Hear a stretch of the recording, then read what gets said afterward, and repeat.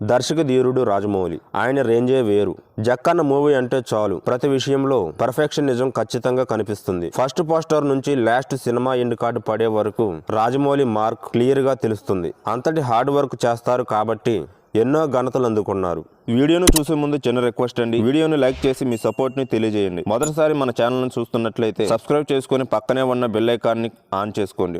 బాహుబలి చిత్రాలతో పాటు త్రిబుల్ మూవీతో తెలుగు సినిమా ఖ్యాతిని విశ్వవ్యాప్తం చేశారు మన జక్కన్న. టాలీవుడ్ మూవీకి ఆస్కర్ అవార్డు తీసుకొచ్చారు. వరల్డ్ వైడ్ గా స్పెషల్ ఫ్యాన్ బేస్ క్రియేట్ చేస్తున్నారు. దీంతో తన అప్కమింగ్ మూవీ SSMB 29 పై అనౌన్స్మెంట్ నుంచే వేరే లెవెల్ బజ్ క్రియేట్ అయిపోయింది. Super star Mahesh Babu lead role లో నటిస్తున్న ఆ సినిమా ఫారెస్ట్ బ్యాక్ డ్రాప్ తో సాగే అడ్వెంచర్ జర్నీగా తెరకెక్కుతున్నట్లు ఇప్పటికే క్లారిటీ వచ్చేసింది. రీసెంట్ గా హైదరాబాద్ లో పూజా కార్యక్రమం ఎలాంటి హడావుడి లేకుండా జరగ్గా జనవరి లాస్ట్ లో రెగ్యులర్ షూటింగ్ స్టార్ట్ కానున్నట్లు జోరుగా ప్రచారం సాగుతుంది. 2 భాగాలుగా SSMB 29 రానుందని, 2026లో ఫస్ట్ పార్ట్ రిలీజ్ కానుందని టాక్ వినిపిస్తుంది. భారీ బడ్జెట్ తో KL నారాయణ నిర్మిస్తున్నట్లు సమాచారం. అయితే ఈ సినిమాతో రాజమౌళి మరోసారి 1000 కోట్ల క్లబ్ టార్గెట్ ను పెట్టుకున్నారని కొద్ది రోజుల క్రితం వార్తలు వచ్చాయి. కానీ జక్కన్న లక్ష్యం అది కాదని అంటున్నారు. ఎందుకంటే రాజమౌళి ఇప్పటికే బాహుబలి 2 త్రిబుల్ సినిమాతో 1000 కోట్ల క్లబ్ లోకి 2 సార్లు ఎంట్రీ ఇచ్చారు జక్కన్న. సౌత్ నుంచి అడుగు పెట్టిన తొలి డైరెక్టర్ గా ఘనత సాధించారు. దానికి తోడు రాజమౌళి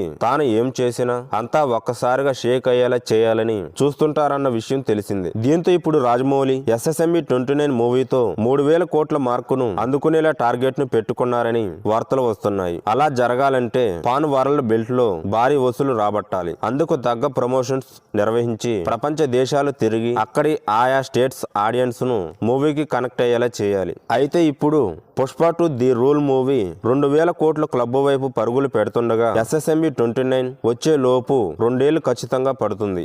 కాబట్టి 3000 కోట్ల టార్గెట్ ను ఫిక్స్ చేసుకునే అవకాశం ఎక్కువగా ఉంది. అదే సమయంలో రాజమౌళి తలుచుకుంటే ఏదైనా చేయగలరనే చెప్పాలి. బాహుబలి 2 వసూలు రికార్డు అప్పుడు ఎవరూ గెస్ చేయలేదు. అందుకే ఇప్పుడు SSMB 29 విషయంలో జక్కన్న ఏం చేస్తారో, ఎలాంటి రికార్డులు క్రియేట్ చేస్తారో వేచి చూడాలి.